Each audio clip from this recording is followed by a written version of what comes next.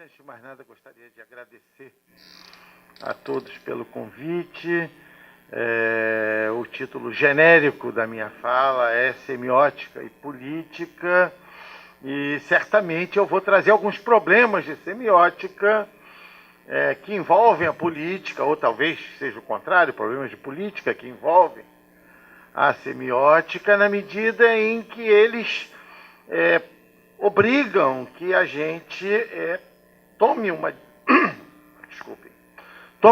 uma atenção diferente para com aquilo que a gente fala, vê, age e padece.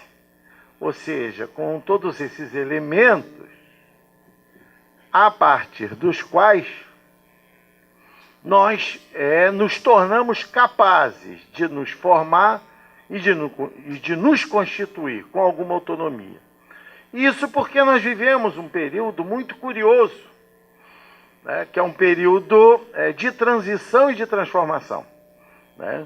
Dos anos 60 para cá, nós vivemos um período de intensa turbulência e transformação que assiste o fim de certos dispositivos e aparatos de poder, o fim desses funcionamentos e daquilo que eles nos fazem ver e dizer, e a emergência de novos dispositivos. Né? Foucault gostava muito de contar a história de Pierre Vier, exatamente porque a história de Pierre Vier pegava um desses momentos de transição. Pierre Vier era um homem que ainda vivia, para usar a linguagem deleuziana, no cristal de tempo da soberania. E ele, dentro desse cristal de tempo em que ele vivia, ele cometeu crime hediondo. Matou a mãe e os irmãos. E ele esperava ser tratado à altura do seu crime. Quem comete crime hediondo quer um tratamento de criminoso hediondo. Em nenhum momento ele recusou o crime, ele reafirmou o crime até o fim, mas o que revoltava ele? O fato de ele ter sido considerado louco e mandado para o hospício. Ele achava que o mundo tinha perdido qualquer senso. Como um criminoso como ele era agora olhado como um louco. E ele escreveu um longo arrazoado para mostrar que ele não estava louco e que ele sabia o que ele estava fazendo. E claro, nós, como os próprios psiquiatras da sua época que leram, ao lerem aquilo, diz, o cara era doido mesmo, porque nós já estamos no outro cristal de tempo. Nós já estamos nesse cristal de tempo em que nós não conseguimos ver nem ouvir o que ele fala, senão como obra de um lunático. Enquanto que ele diz, eu não sou um lunático, eu sou um terrível criminoso. Eu quero ser esquartejado em praça pública, xingando o padre, bradando contra o poder real, né, gritando a minha verdade, né, com relação à morte do meu pai, que ele culpava a mãe e os irmãos de terem matado o pai. Em suma, ele queria um imbróglio familiar com toda a criminalidade que isso envolvia e não a sua transformação numa triste criatura de hospício. Nós vivemos esse tipo de tempo. Muitas vezes estamos vendo e falando coisas que ainda pertencem ao velho cristal de tempo. E o novo cristal de tempo não consegue olhar para isso senão como outra coisa. Né? Então agora eu vou deslocar a nossa cena, né, pegar um pouco de carona na colega que falou do cuidado de si, de Foucault, vou deslocar levemente a cena para o ano de 82, quando Foucault, então, faz essa investida na subjetivação. Né? E, curiosamente, para fazer essa investida na subjetivação, essa investida que ele a duras penas havia conquistado, né? E a partir do momento em que ele consegue colocar a transgressão e o problema da transgressão, ou seja, o problema focal do poder e da impossibilidade de ultrapassá-lo, como um problema não mais de linha da lei, mas como linha da fronteira. Né? É belíssimo isso, está lá no artigo Hominis e Singulatim normalmente mal traduzido como o todo e a parte, né? O todo e cada um não é. Na verdade, devia ser traduzido como o globo e cada tal. Porque hominis faz referência a uma globalidade. E o singulatim são as singularidades. São as talidades ou qualidades que compõem as ações. E não as individualidades. É uma tolice querer ver indivíduos onde não há indivíduo algum. O poder pastoral não é um poder sobre a individualidade. É um poder sobre as qualidades envoltas na globalidade das ações que produzem um efeito. O pastor, quando ele cuida da vida, ele não está mais cuidando do corpo. A disciplina cuidava do corpo. A disciplina encadeava os corpos para a produção. Mas a disciplina ruiu nos anos 60. A disciplina hoje é um mecanismo que funciona mal e porcamente, né? Nós encontramos mais escombros de disciplina do que qualquer disciplina concreta. E o controle é o que funciona. E o controle, muitas vezes, embora se pareça muito, é como Pierre Rivière, é totalmente diferente. Já não se trata mais do terrível criminoso, mas de um pobre maluco. Né? Nós temos que atentar a isso, as coisas mudam. Nós não estamos mais no mesmo território, nós não estamos mais na mesma visibilidade e nem na mesma dizibilidade. Né? Ao dizer X, já estamos dizendo W e nós não conseguimos sequer escutar o W que nós dizemos, porque só vem nos nossos ouvidos, como no ouvido do Pierre Rivière, X, X, X, X, eu sou um terrível criminoso. Não, tu é um maluquinho. É trágico isso, é trágico pelo engodo, mas é típico de um momento de transição. Porque no momento de transição algo está desabando e algo está ressurgindo. E as semióticas nesse momento ficam bastante complicadas.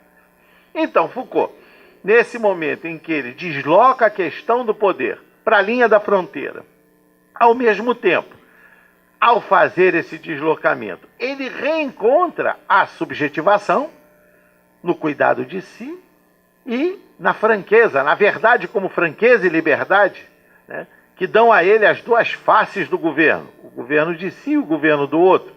Né? O governo de si e o governo do outro como alguma coisa que não precisava mais se dizer da dominação, mas se dizia da própria Constituição, do movimento pela constituição de si próprio, que podia, na linha da fronteira, encontrar um desvio, que não era mais a transgressão que reafirmava a lei, que não era mais esse espaço em que quanto mais eu transgrido, mais a lei se reafirma.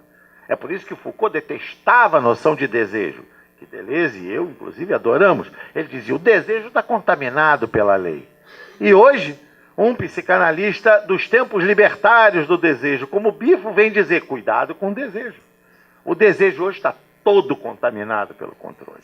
O desejo hoje não liberta mais nada.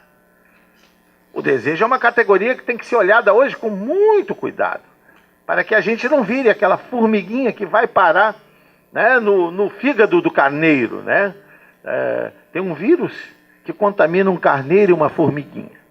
Ele contamina a formiguinha como ovo, quando ela está no fígado do carneiro, quando ele defeca, ela nasce e vai lá contaminar. Né? E o vírus contamina a formiguinha, né, quando ela sai na defecação. A formiguinha contaminada pelo vírus, ela fica com vontade de ficar parada em cima da grama, olhando para o nada.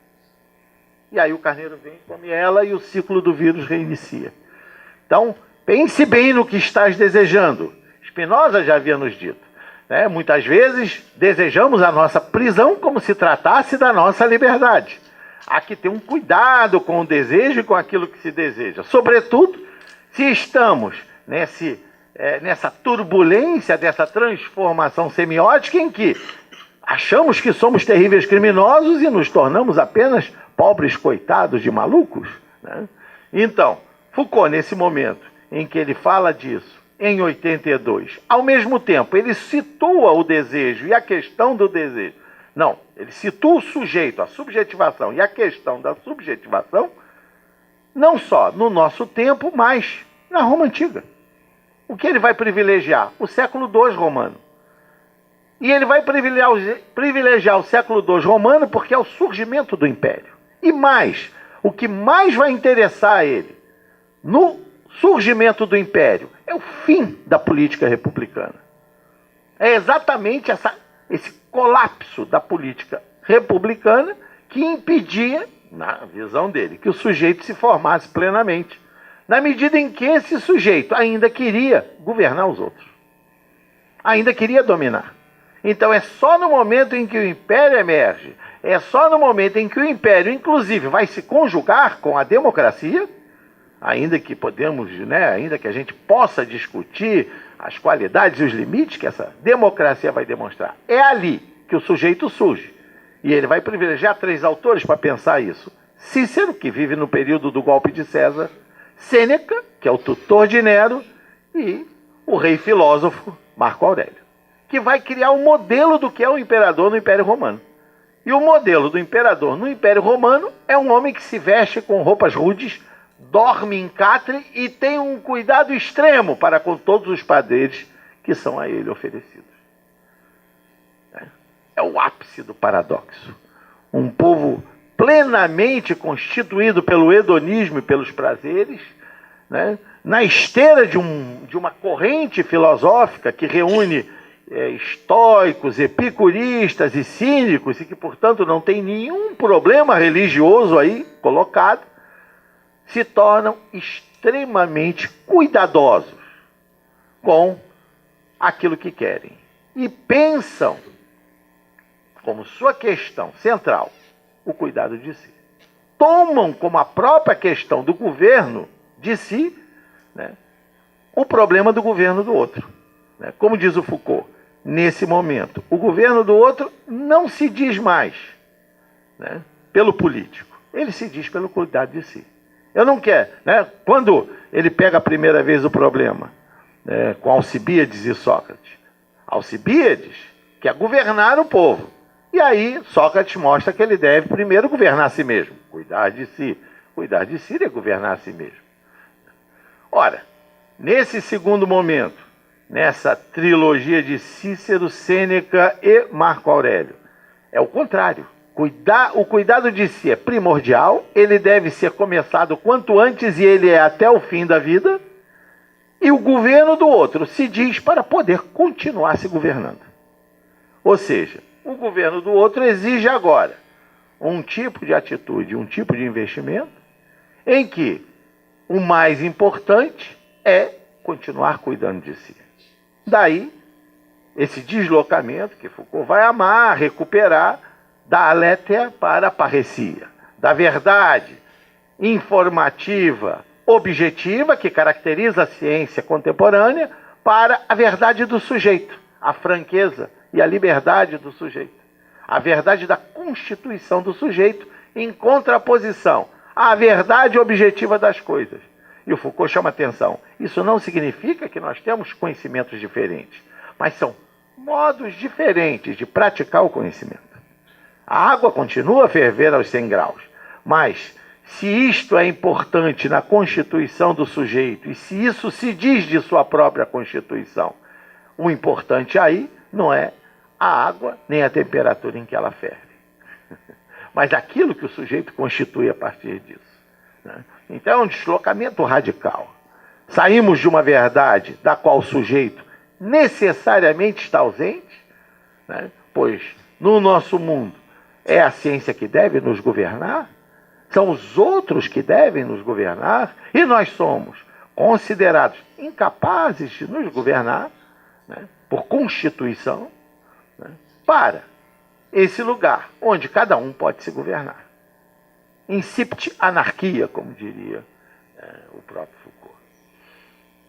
Outro deslocamento. E aqui eu vou pegar uma cena curiosa, mas eu já chamei a atenção de um elemento, do segundo elemento importante, o império, a emergência do império. Esqueci de assinalar. Esse momento em que Foucault escreve é um momento em que o mundo já está se tornando plenamente imperial. A plenitude do império só virá um pouco depois, em 89, quando o mundo deixa de ser bipolar e se torna unipolar. E então um império global passa a nos governar, dando aos Estados Unidos o poder de polícia global. Né? Ele deve exercer um poder de polícia em função da democracia. É discutível, mas Para o que eu posso falar aqui, ficamos nisso, o resto fica para a conversa, né? Mas nós vamos nos deslocar para a terceira cena, que era aí que eu queria chegar para falar de algumas coisas que estão acontecendo e que a semiótica nos surpreende. Conta a lenda, não sei se é lenda ou se é verdade, se é lenda ou fato, que um dia, Plínio conversando com Lula, PSOL e PT, dialogando, né? O Plínio ainda não era do PSOL, parece, ainda era do PT. O Plínio diz: "Ah, Lula, eu tenho saudades do tempo que você usava macacão." E o Lula fala: "Você tá maluco? Aquilo era uma merda. Eu só entrei pro sindicato para parar de trabalhar." E aqui nós entramos no cerne do problema. A luta do trabalho e a luta proletária jamais foi pelo trabalho ou pelo direito ao trabalho, mas pelo direito de não trabalhar. O bom não é trabalhar. Se o bom fosse trabalhar, os ricos não nos deixariam trabalhar de modo algum. Estariam ali disputando cada posto de trabalho como loucos. Eu já disse, o dia que as cotas de negro forem aprovadas definitivamente, todo rico será negro. Até a segunda ordem. Porque nada mais subjetivo e esquisito do que ser ou não ser negro. Se virar vantagem, aquele que pode tirar vantagem há de tirar. Ele tem poder para isso. Ele tem os meios para isso, né? Se é vantajoso isto ou aquilo, eu imediatamente falo: sou eu, claro que sou eu. Eu sou este que vai ter essa vantagem. Então, a questão da luta da classe e da luta de classe, né? Em primeiro lugar, nós temos que pensar que classe não emerge, ela se forma e se constitui. Por outro lado, a classe, estou pegando aqui alguns ditames operaístas, portanto ninguém precisa pensar que isso é uma coisa para ficar balançando a cabeça, pode ser discutido depois. Eu estou seguindo uma linhagem autonomista, operaísta, para compor o meu raciocínio, né? A classe só existe na luta e existe porque luta. Onde não há luta, não há classe alguma. Certo? A luta de classe é uma luta contra o trabalho e contra o trabalho assalariado. A luta visava terminar com isso. E não fazer isso se eternizar. Certo? E mais, a recusa do trabalho é uma reivindicação operária. Toda a luta dos 60 e 70 passa por essa recusa. Operação Tartaruga, absenteísmo, empregabilidade mínima para aproveitar as vantagens das demissões para então ir queimar um fumo em Katmandu, comer uma dona em algum outro lugar do mundo, fazer uma farra ou uma festa, sei lá onde, tá certo? Que nos leva ao ponto das transformações, né? Então, as transformações vêm exatamente quando essa disciplina cai por terra, esse trabalho revoltado se revela incontrolável, né? E o capital, então, procura reassumir o comando através do controle. E o controle investe a máquina inteligente. A máquina inteligente, a cibernética, o computador e tudo aquilo que a partir dos início dos 80 será propagandeado como a revolução eletrônica, né? E que caminha ao par com os grandes downsizing, com as grandes demissões. Downsizing, demissões essas que semioticamente se tornam esquisitas. Por que esquisitas? Porque antigamente, quando uma empresa demitia, era porque ela estava mal das pernas, né? Tinha havido problemas de demanda, ela não conseguia vazar sua produção, então estava precisando demitir. E agora é o contrário. Quanto mais a empresa demite, mais as ações dela sobem na bolsa. Se ela contrata, as ações caem. Isso aconteceu. Uma empresa alemã de automóveis contratou 500 mil operários e a ação dela despencou na bolsa. Porque ela tinha contratado. Se ela contratou, ela está mal. Ela não está moderna. Ela não está com o equipamento certo. Está contratando gente. Que descalabro é esse? Então a máquina não baixa. Mas o trabalho, sob a ação dessa máquina, ele vai se transformar por inteiro, né? Porque até então, o trabalho era um trabalho que podia ser governado milicianamente, para usar uma linguagem atual. Ou seja, era um trabalho material. Ele era um trabalho do esforço. E esse trabalho do esforço, né, podia ser governado através da pressão, da coerção, da coação, né? Então, desde que eu botasse aquele corpo nas condições dele repetir mecanicamente a operação desejável, eu tinha o que eu precisava. Ele não precisava mais do que isso. Mas quando eu insiro a máquina na linha de produção, é ela quem vai fazer esse trabalho. Nesse momento, eu não tenho que botar gente ali. E mesmo que eu ponha gente ali, essa gente será sempre secundária. Visto que a máquina fará aquilo mais e melhor. Vai me dar muito menos dor de cabeça. Para onde se desloca, portanto, o trabalho? Para aquilo que os operaístas ou autonomistas vão chamar, a partir dos anos 80, de trabalho imaterial, né? Que é um nome que já criou muita celeuma, deve criar mais celeuma ainda, mas que eu vou manter usando, desde que eu abra um pequeno parênteses para explicar o que significa um trabalho imaterial. Um trabalho imaterial é um trabalho de processamento, de transformação, de elaboração e de criação, sobretudo de criação. Ele precisa ser criativo. Nesse caso, esse trabalho, ele vai ganhar novas características. Ele vai ser, por exemplo, precário, ele vai ser precarizado, né? Além de material, ele vai ser precarizado e ele vai ser móvel. Ele vai pressupor uma mobilidade, né, na sua constituição, porque é o preço a pagar pela liberdade, né? Assim como o trabalho assalariado, ele conquista uma liberdade e, ao mesmo tempo, se põe num risco da exploração, o novo trabalho corre, digamos assim, pela mesma raia, né? Para não ter patrão, para não ter que, né, aturar o trabalho material, massificador e emburrecedor. Ele se desloca na direção dessa precariedade e dessa mobilidade, que acompanham sua imaterialidade, né? É um trabalho ora afetivo, ora intelectual, ora de elaboração e criação, mas que não pode ser operado milicianamente. Eu não posso coagi-lo. Por que eu não posso? Porque esse trabalho responde às questões emocionais e sentimentais afetivas. Se eu deprimo, não há criação nem elaboração, né? Se eu coajo, não há elaboração nem criação. Eu tenho trabalho material se eu deprimo ou se eu coajo. Você está deprimido, meu filho? Cuida da máquina. Faz mais uma vez o gesto. E é possível, você opera assim. Mas elaborar, criar, atuar afetivamente, com coação, já não funciona do mesmo jeito. Já cria muito problema, né? Então, esse trabalho precarizado, né, ele vai ter um outro lugar de constituição. Por isso que o pensamento italiano vai dizer que nós vivemos um império e que esse império se bate contra uma multidão. O império é esse lugar do omnis singulate, do controle sobre a globalidade e a talidade da apropriação, né? E a multidão é isto que quer, produz um comum sem cessar, um comum a partir dessa imaterialidade de seu trabalho, porque ela é composta pelas singularidades cooperativas e colaborativas que atuam sem cessar à revelia do capital, né, às costas do capital, produzindo o quê? Mais-valia. Mais-valia não é lucro, mais-valia é relação social, né? Na década de 60 a gente aprende isso, né, na releitura do Marx. A mais-valia é relação social, é geração de relação social, é desdobramento e multiplicação de relação social, é invenção de relação social. O lucro é outra coisa, já faz parte da possibilidade de exploração.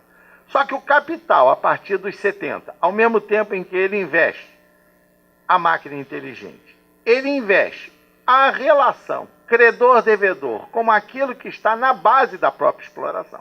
Ele desloca a questão da exploração do trabalho material para a exploração de uma renda a partir da dívida.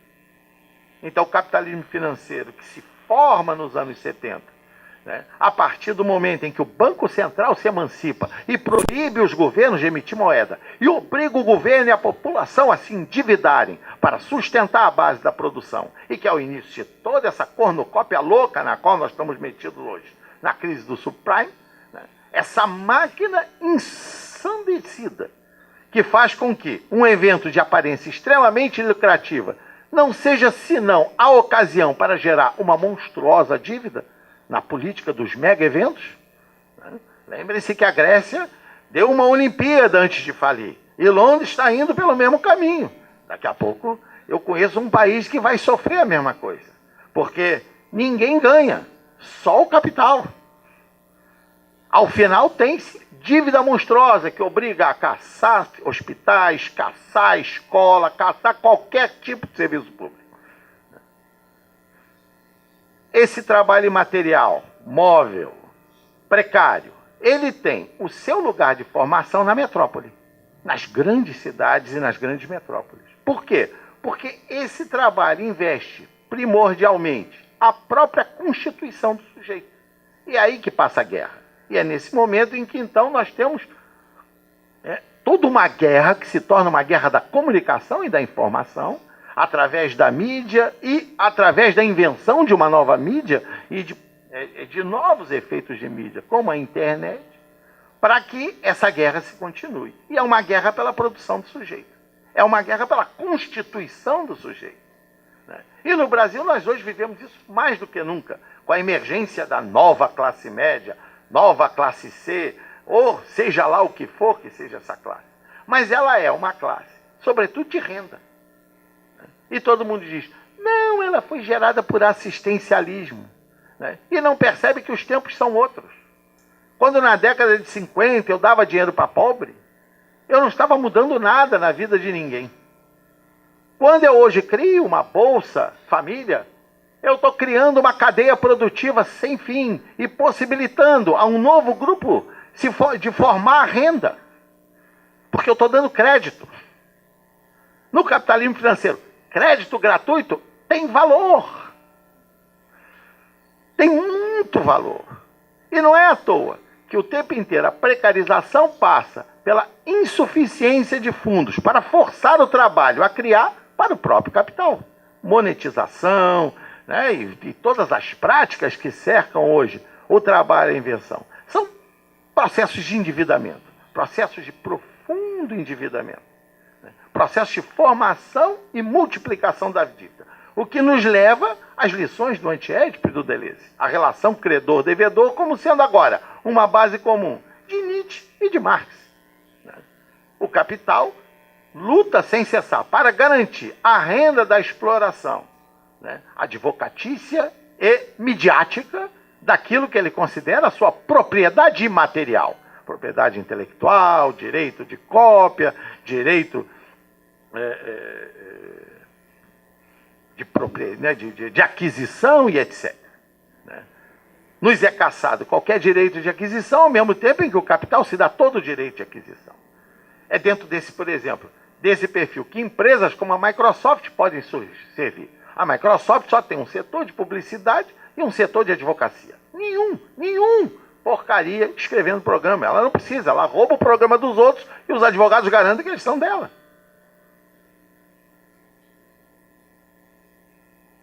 Esqueçam o trabalho material. Trata-se de explorar o comum. Trata-se de explorar a colaboração, de explorar a cooperação e de procurar de toda maneira impedir que esse sujeito se constitua com alguma autonomia, como capaz de cuidar de si e de governar os outros para a sua própria autonomia. É isso que a dívida e o serviço da dívida tentam impedir sem cessar. E, nesse momento, então, chegamos a esse contemporâneo, para amarrar aqui minha questão e fechar, que é o que estamos vivendo, que passa pela privatização das cidades. Cidades estão sendo privatizadas por toda parte. Em alguns lugares privatizam-se regiões. E essa privatização, ela segue uma certa lógica de produção, supondo-se que a metrópole é hoje o chão de fábrica, que é na metrópole que o sujeito é produzido. Então, no Rio, por exemplo, nós vivemos um processo curioso. Por um lado, como diz um corretor amigo meu, até 14 não tem mais um brasileiro em Copacabana, Leblon e Ipanema. E ele diz isso com uma empáfia fantástica. Trata-se de evacuar os brasileiros da área que deve poder abrigar os 500 mil que virão assistir à Copa. Essa área deverá ser privilegiadamente habitada pelo estrangeiro, porque é a única área que tem serviços e infraestrutura capaz de cuidar da segurança do turista. Ora, mas como tirar os brasileiros de lá? Alguns a gente pode tirar no tapa, mas nem todos podem, né? Ali tem brasileiros que a gente deve ouvir e aquecer, né? Já que fazem parte, digamos assim, da parcela ativa do capital. Ora, a outra parte está sendo dada na privatização de toda aquela zona do Cais do Porto. Uma zona que está sendo dada, a princípio, para a Globo e para o Ike Batista, em troca de 2 museus que eles vão construir, mas que será explorada por eles durante 20 anos com total autonomia. Quem já passou por lá sabe que mesmo a polícia é dele, né? E ele já está pondo tudo abaixo, mas ainda não ergueu nada. Está esperando o pai se reeleger para liberar o gabarito para poder erguer o novo Rio. E ali será a cidade dos ricos. Ali será exatamente a cidade dos que têm dinheiro, com segurança total e chumbada de todos os lados, para que ninguém que não seja da área do alto capital possa por ali trafegar.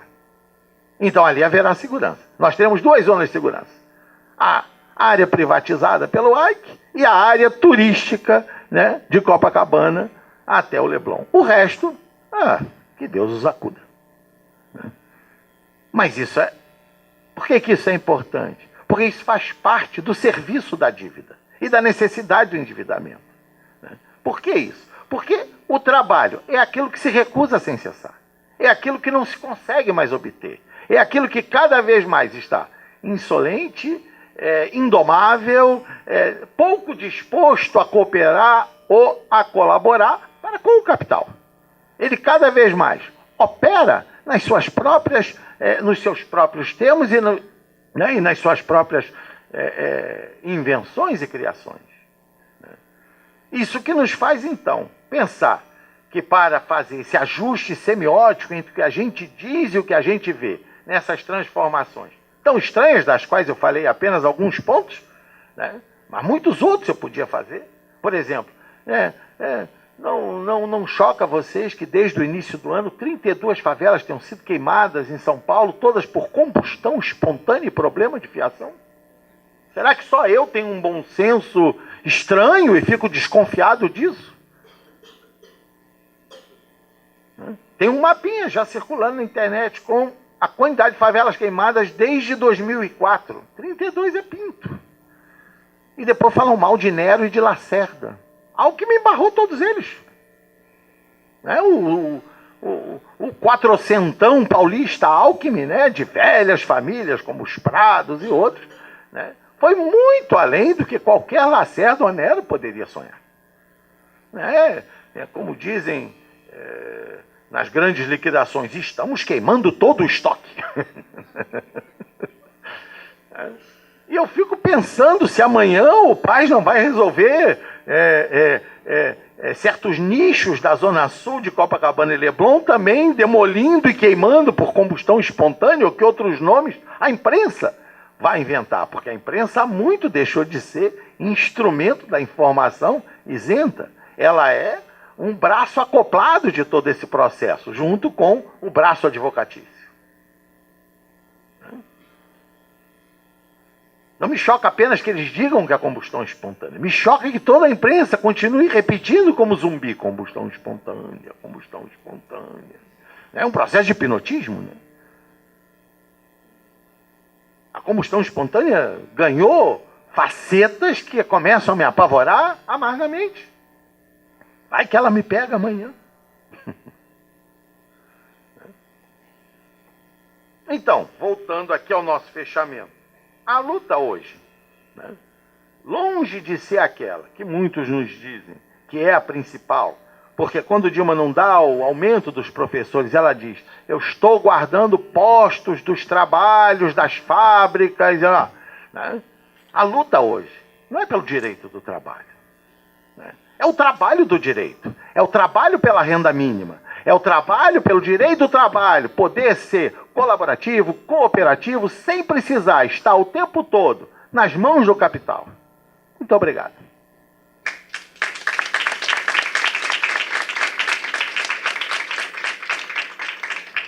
Muito obrigado, professor Henrique. Bom, nós temos um tempo ainda para debate, né?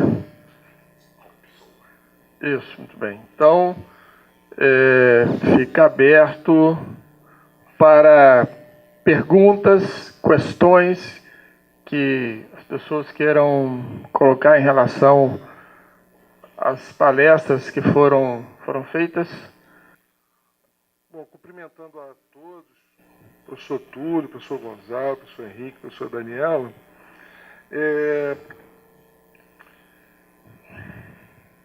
Eu não vou fazer a pergunta para cada um, porque senão eu vou ocupar demais o tempo aqui. Mas pelo menos queria dirigir uma pergunta à professora Daniela, uma pergunta ao professor Gonzalo. A Daniela, porque a partir desse trabalho, né, que está na interseção entre saúde, educação, filosofia, né, eu queria aproveitar a oportunidade para te perguntar se por acaso, né, a partir da sua experiência, né, você teve contato e de que maneira teve contato com isso que se poderia identificar hoje como uma certa tendência à medicalização da criança dentro da escola, dentro da creche, dentro dos espaços educacionais, né? Quando, às vezes, o profissional de educação, nem sempre para isso devidamente habilitado, né, pretende identificar transtornos, síndromes, né, e encaminhar essa criança a um profissional, seja psicólogo, seja psiquiatra, seja pediatra, seja fonoaudiólogo, né, e que muitas vezes pode se dar aí uma conjunção perigosa de ter lá do outro lado um profissional também já um pouco afoito, né, de enquadrar a criança dentro desses dispositivos.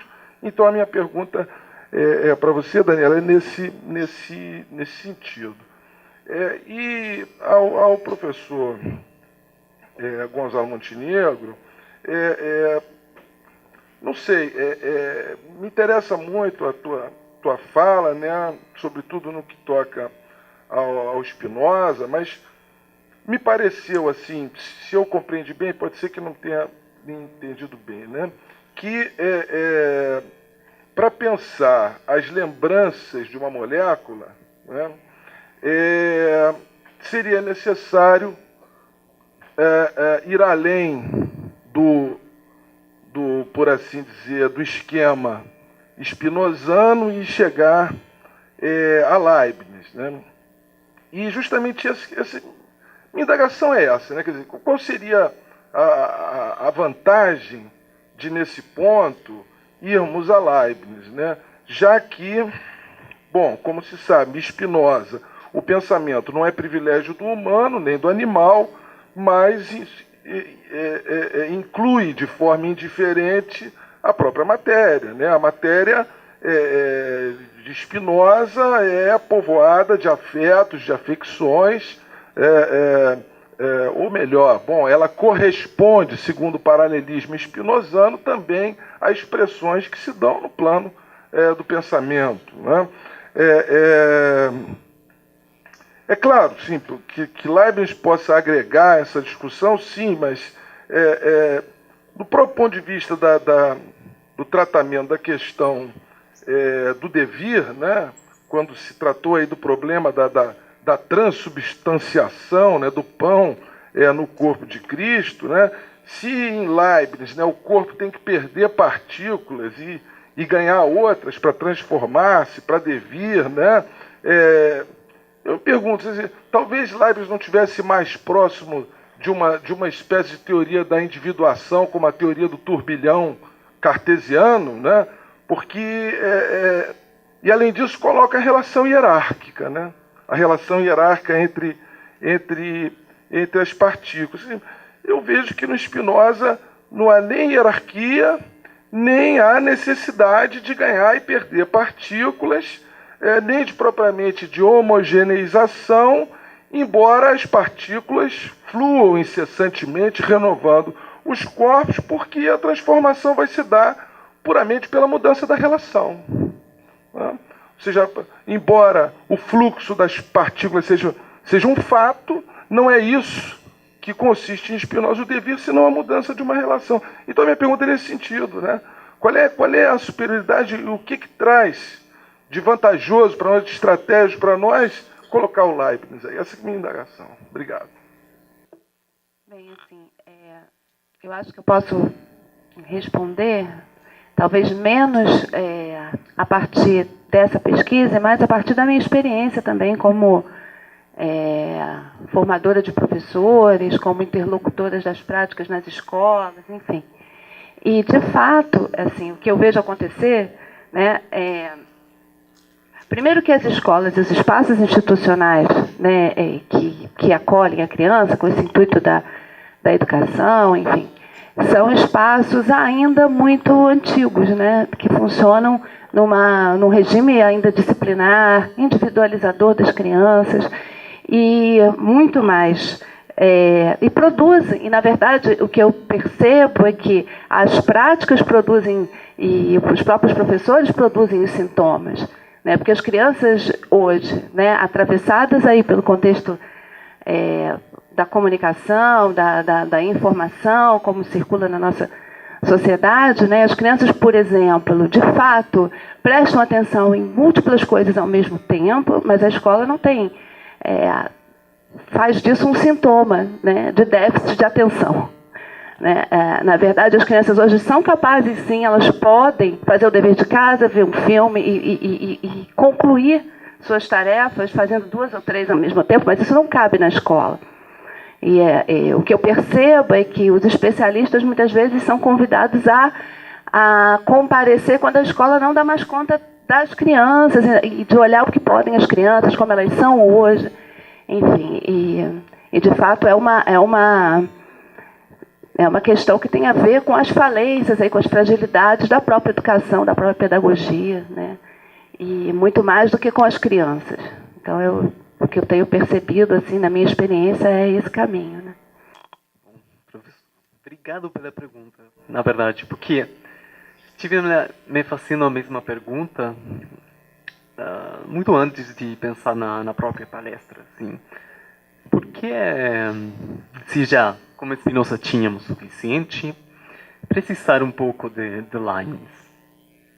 Então, acho que a resposta vai ser não só uma coisa conceitual, metodológica, porque também um Leibniz, sino também desenvolvimento, explicação do desejo de pôr ali Leibniz, que é a coisa que eu também estou procurando. Porque também conhecemos a história, conhecemos as suas posições filosóficas e sabemos muito bem que o Leibniz tem um desenvolvimento muito vinculado dos poderes monárquicos do seu momento e que a sua filosofia está toda cheia dessa política monárquica da corte. No entanto, temos uma Spinoza que abre mais possibilidades para pensar todas as transformações. No Leibniz temos um pensador que está procurando segurar uma ordem. É uma ordem onde até o mais pequenino, até o mais diferente, fica no seu lugar, com precisão. O sistema de Leibniz é essa loucura de inventar lugares para o mais pequenino, para o mais particular, ficar dentro da ordem. Então, por que Leibniz, então? Acho que temos talvez três conceitos que podem ajudar a pensar uma coisa que talvez, como Spinoza, talvez não seja suficiente. O primeiro que descobrimos, acho, nas lembranças da molécula, é a zona de vizinhança, que está muito próximo de outras expressões, como um devir ilocalizável. Um devir ilocalizável, uma zona de indiscernível, uma zona de indiscernibilidade, é a vizinhança. Com Spinoza, certamente temos a explicação do devir a partir da mudança das relações, a variação do afeto. Mas é que a variação do afeto é verdade, também para a variação do afeto temos que pensar os encontros entre os corpos. Mas os encontros entre os corpos produzem zonas e que as zonas que permitem o encontro são pensadas pelo Spinoza. Eu achei aí que talvez tínhamos uma possibilidade de aprofundar nessa coisa, nesse problema da zona que determina um encontro. Quando produz-se um encontro entre corpos, também tem uma zona, e Deleuze insiste muito nessa zona de vizinhança. E essa zona de vizinhança não é possível de atribuir a nenhum sujeito. É aí que começa a questão com Leibniz. Certamente, a questão da indiscernibilidade era o problema de Leibniz mesmo. Como é que tem certas coisas, tem acontecimentos que acontecem aos sujeitos, mas que eu não sei a qual sujeito atribuir. Ele falava sempre de César vai cruzar o Rubicon, o rio. César vai cruzar o Rubicon e isso vai produzir a mudança da história de Roma. É a mudança da história da humanidade. Esse acontecimento, cruzar o Rubicon, pertence só ao César ou eu posso atribuir ao outro? Ou a outros sujeitos? Ou talvez, por conta de que tenho que atribuir a muitos sujeitos, talvez não sei a quem atribuir. O problema do acontecimento. Isso temos de um lado. E o outro, com a questão das partículas, também tínhamos um problema, eu tinha um problema de, precisava de uma zona. Como pensar essa zona? As coordenadas leibnizianas acho são muito úteis para pensar o problema da vizinhança e indiscernibilidade. Onde fala um pouquinho da vizinhança, Deleuze fala sempre, a vizinhança não é uma relação que se produz a partir de um espaço predeterminado que nos permita localizar num espaço. Ou seja, eu não sou vizinho do meu vizinho, que mora do lado meu, porque tem um espaço, tem um prédio, ou tem uma distribuição do espaço prévia para eu ser vizinho dele. Ou talvez, essa vizinhança não é a vizinhança que interessa ao Deleuze. A vizinhança é como é que pode-se produzir uma relação entre coisas que ainda não estão relacionadas e que isso possa produzir um espaço. Que o problema, se remetimos à história da filosofia sobre o problema do espaço, é um problema clássico. Como é que Kant fazia ficar no ridículo ao Leibniz, porque Leibniz pensava que o espaço não estava antes das coisas que estavam no espaço. Nós ainda pensamos que isso é ridículo, pensar que dois podem ser vizinhos sem que antes exista um espaço para lhes pôr na vizinhança. A vizinhança não é localizável, é indiscernível justamente quando o espaço não está antes dos elementos singulares, partículas, moléculas, pessoas que vão povoar esse espaço. Então tínhamos uma primeira coisa, o problema da vizinhança. O segundo, acho que eu não falei muito, tinha pensado me expor mais sobre isso, que, por que fazer o recurso, por que ir até a ideia da homogeneização? Porque, além de que os fluxos produzem-se, além de que os fluxos Deleuze tende a considerar a base, o dado principal, o dado do começo, temos nos desenvolvimentos dos corpos hierarquizações. E temos fenômenos de homogeneização. Então, a questão seria como compreender como da homogeneidade vamos à ruptura das hierarquias, ou ao avesso, como é que dos fluxos, que poderíamos chamar de nômades, vamos até a homogeneidade.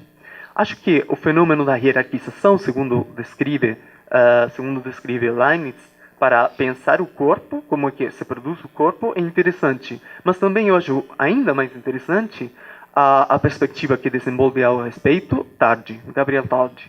Porque ele mostra claramente como o mais pequenino, o mais nômade, o infinitamente pequeno, que é uma mônada, como ela pode entrar nos fenômenos de contágio, nos fenômenos de homogeneização, até o ponto que elas possam virar homogêneas, que elas possam determinar um espaço sobre o qual eu possa caminhar. Como é que a gente caminha? A gente caminha porque pensa, porque supõe mas não pensa conscientemente, porque supomos que temos um espaço homogêneo sobre o qual pisar. Mas o Tati chama a atenção, e Deleuze está seguindo aí, muito próximo essa ideia. No fundo, as coisas estão flutuando. Tem fluxos nas coisas. Mas como é que, se todos estivessem em flutuação, a gente poderia caminhar? Tem fenômenos de homogeneização. O ponto é, aqui, fazer uma distinção entre pontos de vista micro, que permitam descobrir os fluxos por trás da homogeneização, e também fazer dos fluxos uma luta contra a homogeneização, e, por outro lado, entender que a homogeneização não é uma coisa, não é um dado primeiro, senão que é um resultado de fenômenos de repetição e de contágio. E também de invenção. A invenção no TAD está muito próxima de fenômenos também de repetição. Como nós sabemos das invenções? Sabemos sempre por uma difusão, um contágio que produz-se pelas repetições que permitem que a gente saiba das invenções. Como sabemos do ferrocarril, como sabemos do carro, como sabemos do petróleo, como sabemos da força da industrialização, que é uma grande invenção que vai transformar a vida da humanidade, bom, sabemos, graças a que tem certos fenômenos de deslocamento, invenção, mas também graças à repetição, que permite que nós saibamos e utilizemos essas invenções. Então, a invenção fica muito próxima da homogeneização, que é a repetição das práticas. Isso acho que é muito interessante o ponto de vista leibniziano. Por isso também eu insistia, talvez não insisti o suficiente, que a ideia era não Leibniz por Leibniz, senão Leibniz ou o leibniziano, que isso envolve o que Deleuze faz com Leibniz e o que Tarde faz com Leibniz também. Eu queria também cumprimentar o professor Henrique, gostei muito da sua fala, e você falou muitas coisas que eu gostaria até que você pudesse dar um curso sobre isso, a gente poderia explorar.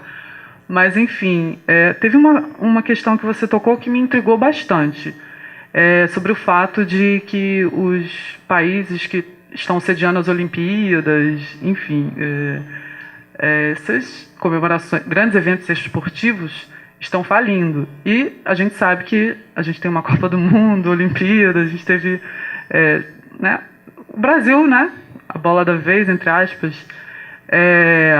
Teoricamente, se a gente seguir nessa lógica, eu não gosto muito dessa questão da indução, da dedução, né? Mas, enfim, acho que a gente tem que pensar também nisso. E eu fiquei pensando, assim, nessa greve de quase 4 meses que a gente enfrentou, uma das respostas que o governo, de um modo geral, estava dando era: não, a gente não pode dar aumento porque a gente tem que pensar na questão econômica, política internacional, que está todo mundo, né? Ninguém precisa dizer. Mas, enfim. E o Brasil, entre aspas, está muito bem. Então, é meio que um paradoxo. Mas, ao mesmo tempo, essa questão desses grandes eventos esportivos, será que realmente o Brasil está... Eles já estão anunciando isso, entendeu? Eu não sei se eu me fiz entender. Se eu pudesse explorar um pouquinho mais essa questão. Obrigada. Obrigado, Verônica. Isso passa, sobretudo, pela lógica da dívida e da renda da dívida. Todos ganham menos a população, porque a população paga a dívida. O Estado, para fazer... o Estado, ele recebe um dinheiro, mas esse dinheiro já é predestinado a uma série de coisas que ele deve regrar e regular. Para ele regrar e regular e modificar isso, ele precisa se endividar. Ele precisa se endividar porque ele não pode mais emitir dinheiro. A soberania do Banco Central obriga que o Estado transforme qualquer gasto dele em dívida, né? Na medida, inclusive, em que as taxações e os impostos já estão todos comprometidos com o serviço da dívida, né? Nós temos aí 2 passos. O primeiro, Fernando Henrique Cardoso internacionaliza a nossa economia, transformando a dívida externa em dívida interna. E o Lula torna essa dívida operária, né, essa operável, né, a partir do momento em que ele desvia parte dela para criar uma nova classe, para criar sistemas de assistência e não é de assistência, sistemas de, eu digo assim, o Bolsa Família é o cartão de crédito do pobre, só que ele não precisa pagar os juros. É aquilo que torna financiável, porque hoje, veja bem, você hoje raramente vai conseguir um trabalho de carteira assinada. Todo trabalho é empreitado e mistura em projeto. Todo trabalho é trampo, né? Eu tenho um irmão mais novo que eu que nunca teve a carteira assinada e vive até hoje trabalhando em trampo. É de um trampo para outro trampo. A menos que ele faça algum concurso e vire funcionário público, porque fora disso é só trampo. É equipe e trampo, né? Tudo bem, esse trabalho é preferível por quem trabalha, porque ele ganha, era o que já acontecia antes. Você ganhava algum e se demitia para pegar o negócio e fazer outra coisa. Você não queria ficar ali preso o tempo todo. Você pega os bolivianos. Eles vêm para cá trabalhar em São Paulo como escravos. Mas eles estão jogando com isso. Eles são muito jovens, eles vêm para São Paulo, ficam como escravos em São Paulo, na sweatshop paulista, depois voltam para Bolívia com aquele dinheiro e vão torrar um bocado. Não é grande coisa, mas veja, é o modo como o trabalho hoje aceita a exploração. Né? Marx já dizia que o salário é do tamanho que o trabalhador aceita, né? O salário tem que ser aquele que te faz levantar da cama e dizer, vou trabalhar, ao invés de dizer, vou vadiar. Né? Se ele for tão ruim que você diga, vou vadiar, ele não vai funcionar. Né? Mesmo com toda a coerção em volta. Né? Então você tem aí,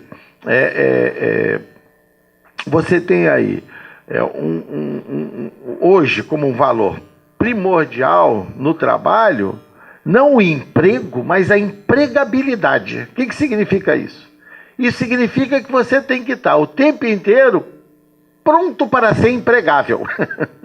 Pronto para fazer um trampo, e isso obriga você a estudar muito, a ter dinheiro para se vestir, para participar de coisas, para fazer várias coisas, tá certo? Não é à toa que do Mauricinho ao favelado, todos querem certas roupas, todos querem certos cursos e todos querem certos incentivos. Sem isso, tu não arruma nada. Na hora que você está com um projeto, quem que a gente vai chamar? Você não vai chamar o não empregável. Ih, fulano é um mau mané. Ih, aquele ali é um horror. Mas vai chamar quem é empregável. E quem é empregável está cheio de certas qualidades. Ele não é um qualquer. Ele tem que se capacitar com essas qualidades. Né? Isso faz parte da dívida. Porque a empregabilidade é contínua. O trabalho é descontínuo. E entre os dois tem o prazer. Você também não vai ficar trabalhando em sweatshop paulista para depois ficar só investindo em mais empregabilidade. Né? E a farra, quando começa? E a vida, por onde passa? Tá claro? Né? É uma constante nesse trabalho que se disciplinarizou não aceitar uma situação contínua de exploração e de subjugação. Não há hoje discurso moral que faça um cara querer trabalhar de sol a sol. E o workaholic, né, como eles chamam, normalmente, são pessoas que estão em funções extremamente criativas e ganhando para lá de bem. E que querem ainda ganhar mais. Você não vê o varredor de rua workaholic, você não vê o sweatshop workaholic, né? Ninguém é tão idiota. O workaholic é o cara lá, o Falabella da Globo, né? Ele é o workaholic. Bom, ele é escritor. E é um dos problemas do trabalho material. Na medida em que ele é criativo, na medida em que ele é elaborativo, na medida em que ele é inventivo, você não tem mais diferença entre o chão de fábrica e a sua vida. Tudo é trabalho. Onde começa o trabalho e onde ele acaba? Você é um escritor, você é um ator, você está nessas áreas mais privilegiadas e mais satisfatórias da empregabilidade. Né? Você trabalha o tempo todo. Você pode dizer, o meu nome é trabalho, eu trabalho o tempo todo. Né? A nossa querida socialite lá, que já foi ícone, né, das socialites brasileiras, Carmen Marinque Veiga, ela dizia, eu trabalho como uma negra. E ela está falando da função da mulher de empresário ou da mãe de empresário que está o tempo todo fazendo trampo para ele continuar tendo capacidade de investir, de explorar e de ganhar. né? Quem fica parado é poste, diz o macaco Simão. Então, a empregabilidade muda isso radicalmente, né? Você tem que estar o tempo inteiro investindo em você. E ela exige a dívida. Por quê? Porque você nunca recebe o suficiente para a empregabilidade. O trabalho se torna precarizado, mesmo quando ele é fixo e pago mensalmente, né? Porque ele te empurra na direção. Uma coisa que a gente nota que o Fernando Henrique não fez e o Lula fez. O banco virou dono de botequim, né? Eu digo que o banco virou dono de botequim porque agora você pede uma coxinha e ele põe 4 na sua frente. Você não pede crédito nenhum, ele te dá 6 linhas e um belo dia você descobre que já está endividado sem nem ter sabido como a coisa começou. Porque na sua conta já tem um crédito acionado de não sei quantos mil que você gastou sem perceber que tinha entrado nele, né? O Estado não tem moeda, mas as moedas proliferam na mão das empresas e dos sistemas de crédito. E elas têm inflações altíssimas. A inflação do real é 0, mas e a inflação do Visa, do Mastercard, do Amex e de todas as outras linhas de financiamento? Aí quando a gente consegue uma bolsa de estudo, a gente até se alivia. É crédito farto, barato e sem necessidade de ressarcimento, né? Então, a questão da dívida passa por esse jogo da moeda e por esse jogo do endividamento contínuo. E o Estado faz isso com relação à população. Aparentemente entra algum dinheiro. Mas esse dinheiro que entra se soma ao dinheiro do Estado para investir nas condições do mega evento. Isso produz endividamento do Estado. E a população é que vai pagar a conta do endividamento. Os governantes não pagam conta de endividamento. Nem as empresas. Elas ganham. Quem paga a conta é a população. Mas é que nem na crise do subprime. A conta chega atrasada. E só aí você vai descobrir o que você autorizou com a tua bobeira. O povo americano aplaudiu a guerra do Iraque. A conta veio com a crise do subprime. Porque guerra tem preço. E alguém vai ter que pagar esse preço. E empresa não paga em preço de guerra. Empresa ganha com guerra.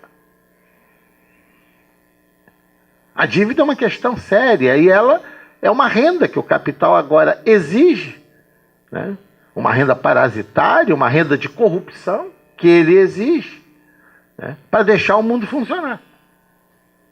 Na medida em que o trabalho cada vez mais atua e opera às costas dele. Então é complicada essa situação. Nós voltamos à velha relação do credor e devedor como relação básica da economia. E hoje a mais-valia é explorada como renda no endividamento. E não é mais a velha mais-valia de jogo entre o capital e a mercadoria. É no endividamento que ela está sendo obtida. Daí a luta ter que se deslocar para a classe de renda. Renda universal. Por que o Estado só vai me dar dívida e não vai me dar serviço público e não vai me garantir uma renda universal? Eu pago o imposto. É isso. Bem, não tinha pensado, mas a gente pensa falando, né? Eu acho que, de fato, para mim foi muito significativo, né, poder trazer nessa mesa, né, que traz um plano de discurso diferente do meu, né, essa pesquisa.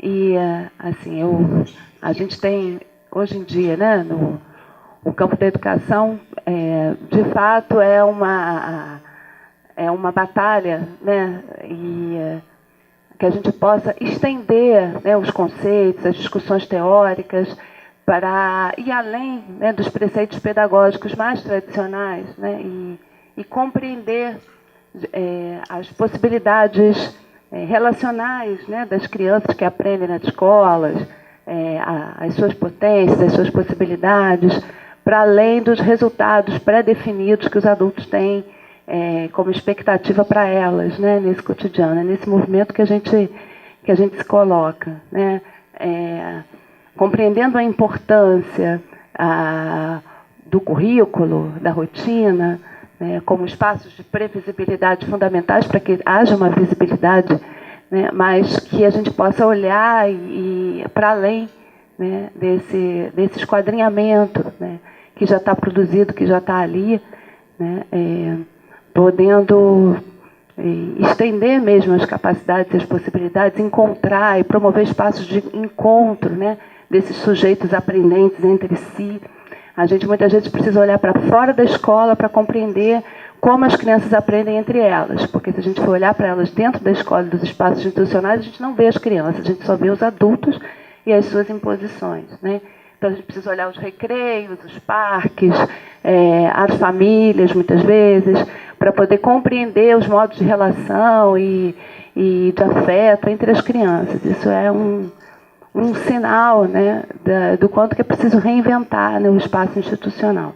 E é nesse movimento aí que eu me engajo hoje na UFRJ. Obrigado. Professor Henrique, as considerações finais. Essa questão hoje da produção da subjetividade, né, que é a questão da subjetivação, ela é o cerne de uma guerra. Ela é o cerne de uma guerra que prossegue a luta política dos anos 60. E que hoje se trava, inclusive, de diferentes maneiras, como uma guerra da internet com a mídia de massa, mas também no seio da internet, como uma guerra entre um modelo de internet policiada e regulada ao extremo pelas agências empresariais, ou uma internet liberada, libertária, né, por onde ainda as coisas vazam e onde uma comunicação franca pode acontecer, né? E ela transforma profundamente aquilo que anteriormente nós tínhamos como o próprio valor da verdade, né? Porque o valor da verdade informacional, que é o valor da verdade da ciência, né? Ele é um valor que, por um lado,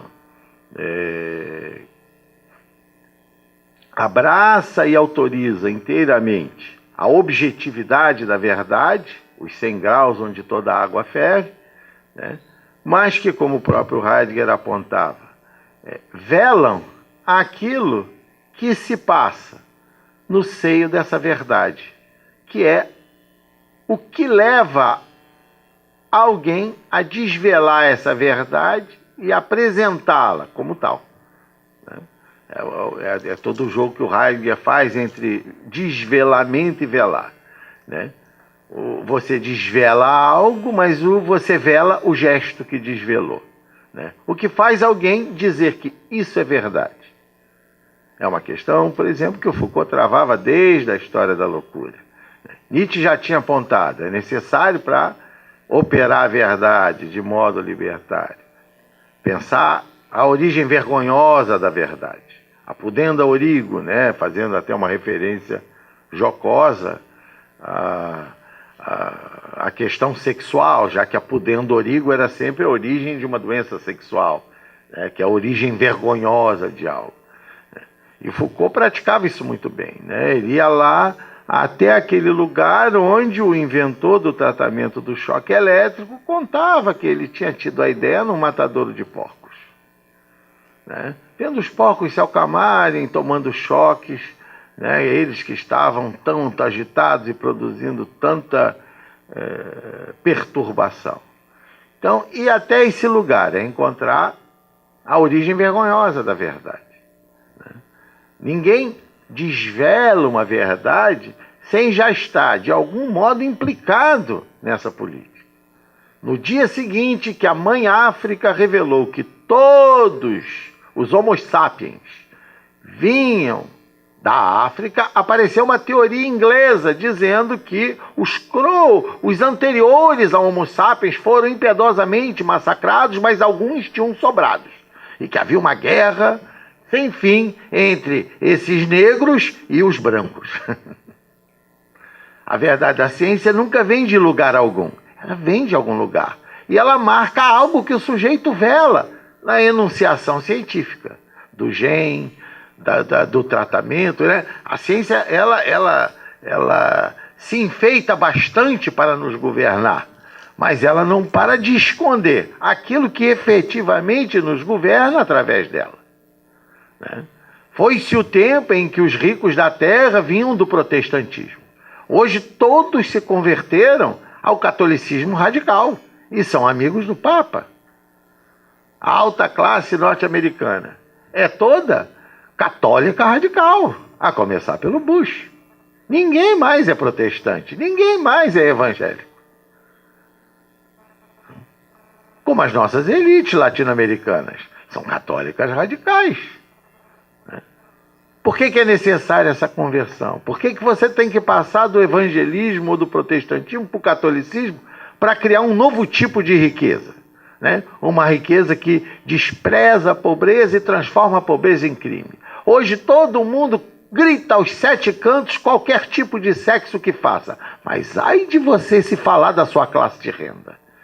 Isso é uma vergonha que deve ser mantida a 10 chaves. O contra-cheque é o grande segredo né, da nova sociedade. Porque está dividindo aí o tipo de classe de pertencimento que se tem e o tipo de mundo, né, no qual se insere. Então é muito complicado nesse mundo você manter marcações antigas e achar que ainda está lidando com as mesmas coisas, né? E que as questões e os problemas são os mesmos, né?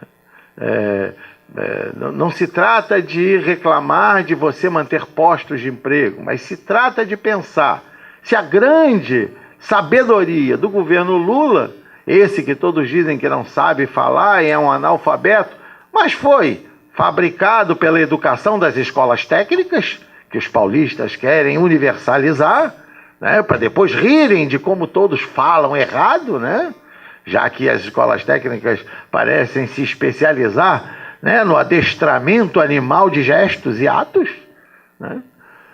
Foi exatamente esse que todos dizem que é um analfabeto que valorizou a cultura e a educação. Curiosamente, né? A Dilma, que é classe média educada, despreza a cultura e a educação. Fernando Henrique, então, professor e vagabundo, era tudo a mesma coisa, e ele falava isso com uma empáfia inacreditável do alto dos seus diplomas, né? E, no entanto, de fato, a riqueza hoje se joga e passa por essa capacitação, por essa possibilidade que se dá ao indivíduo de construir a sua subjetivação e se emancipar. E isso cria riqueza, né? Essa classe selvagem ascendente, que a novela da Globo quer nos convencer, que é uma caricatura do que já existia, ela de fato se faz, né, no momento em que você possibilita a valorização, né, da educação e da cultura. E não quando você fica fazendo média energética, né? Todos os meus amigos empresários adoram a Dilma e odeiam o Lula. Não é porque não ganharam dinheiro, não, mas porque tudo que a Dilma fala eles entendem. E eles só não entendem como é que aconteceu essa riqueza do Brasil, né? Não no sentido da riqueza de base, mas do deslocamento e da formação de uma nova classe, com tudo de errado que ele fez. Talvez o errado tenha sido tornado certo, né? Talvez o velho certo seja aquele que no final do governo Fernando Henrique Cardoso estava butinando 4 milhões de pessoas da classe média para a pobreza.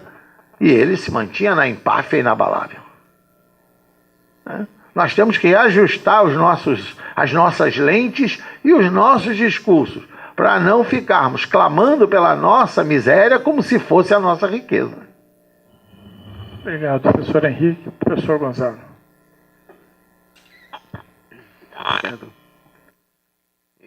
Gostei dessa referência final, né? Spinoziano. Não temos que lutar pela nossa escravitude. Não tinha pensado também, não, uma reflexão final. Mas fiquei muito interessado na apresentação da professora Daniela. No acontecimento do jogo caixa das bolas. Porque, interessante ali, fiquei pensando depois se efetivamente é o core, ou se era só o core, o que movimenta as relações entre os corpos. A professora queria ensinar os cores. Traz as bolas, põe diante das crianças, eles começam a brincar. Certamente há alguma coisa como os cores na relação, mas também tem formas, mas também tem cheiros, tem muitas outras coisas.